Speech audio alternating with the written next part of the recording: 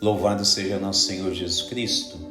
Querido povo de Deus, homilia diária dominical, sexto domingo do tempo comum. Evangelho de São Lucas, capítulo 6, versos 17 e 20 a 26.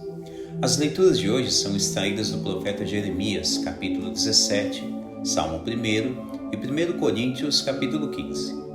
Neste sexto domingo do tempo comum, as leituras a serem refletidas nos colocam em xeque.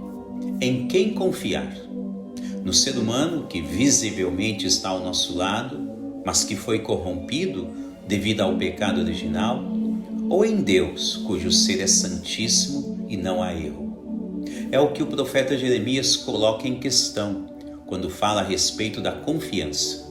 Sempre é bom lembrar que o primeiro mandamento da lei de Deus é amar a Deus sobre todas as coisas.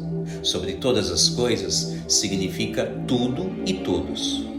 Em algumas vezes, o ser humano sofre quedas terríveis quando se esquece que Deus sempre deveria estar em primeiro lugar a todos os momentos e situações. À vista disso, o mesmo profeta diz que é bendito todo aquele que confia no Senhor. E veja que com a mesma projeção no raciocínio, o Salmo de hoje também segue esta linha de pensamento ao dizer que é feliz quem a Deus se confia. A comparação do salmista é fabulosa, pois ele diz que todo aquele que confia no Senhor é como uma árvore frondosa à beira do lago, que está sendo sempre fortalecida pelas águas e que sempre dará frutos a seu tempo.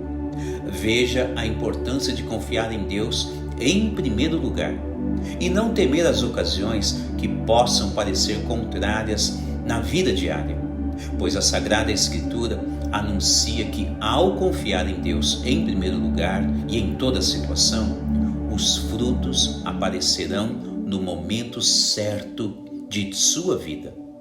Visto que no Evangelho de hoje, Jesus proclama palavras de bem-aventuranças a muitos que confiam em Deus, até mesmo em momentos de adversidades.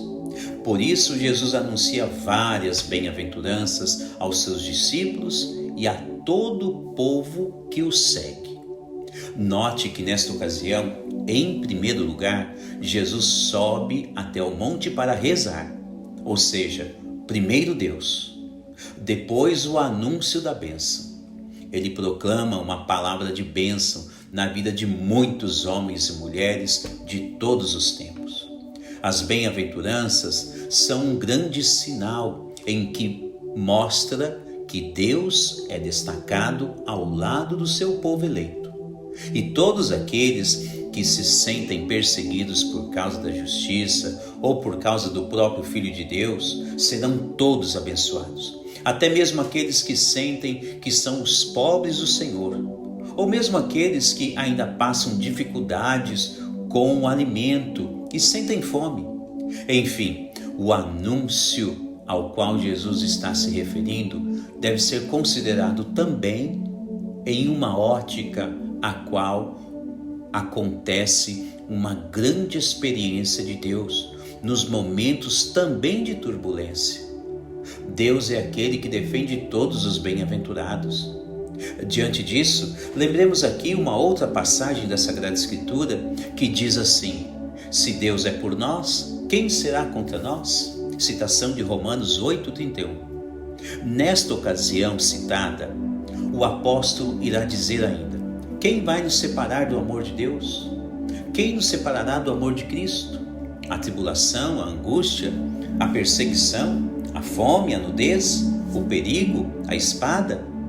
Continua o apóstolo: realmente está escrito: por amor de ti somos entregues à morte o dia inteiro, somos tratados como gado destinado ao matadouro.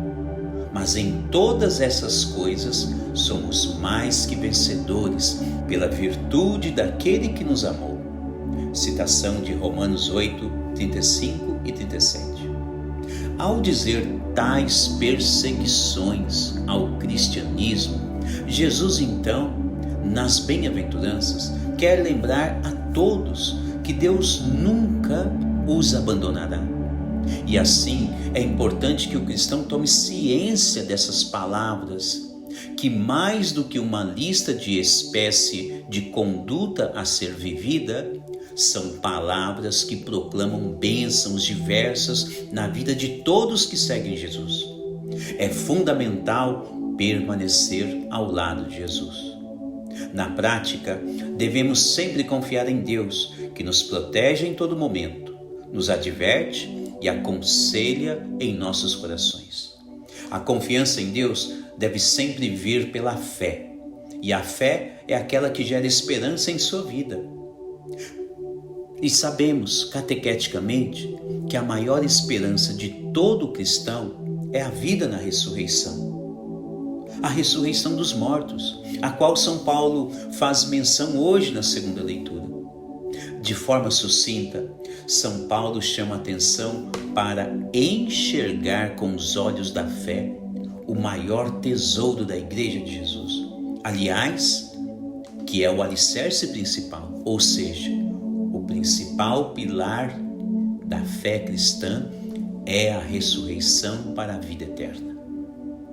São Paulo diz que neste caso em particular, principalmente refletindo em vista das bem-aventuranças, é importante viver pela fé na ressurreição, pois se caso não for assim, horas, vã é a nossa perseverança com Jesus. Se a ressurreição não existisse, seríamos os maiores tolos de todos os tempos. Com efeito, a ressurreição está inseparavelmente ligada às máximas anunciadas por Jesus no Evangelho de hoje, ou seja, as bem-aventuranças. Não existe possibilidade alguma de ser cristão e não passar pelo cadinho da provação. Assim, o céu deve ser o ponto alto de todo cristão, e caso se vejam perseguidos, hora e outra, por isso ou por aquilo, não devemos nos esquecer que faz parte da vida cristã e deve apenas permanecer firmes na fé, seguindo Jesus, pois a recompensa após tudo isso será muito maior do que qualquer tipo de tribulação momentânea. O salmista de hoje diz: o fruto virá na hora certa. Louvado seja nosso Senhor Jesus Cristo,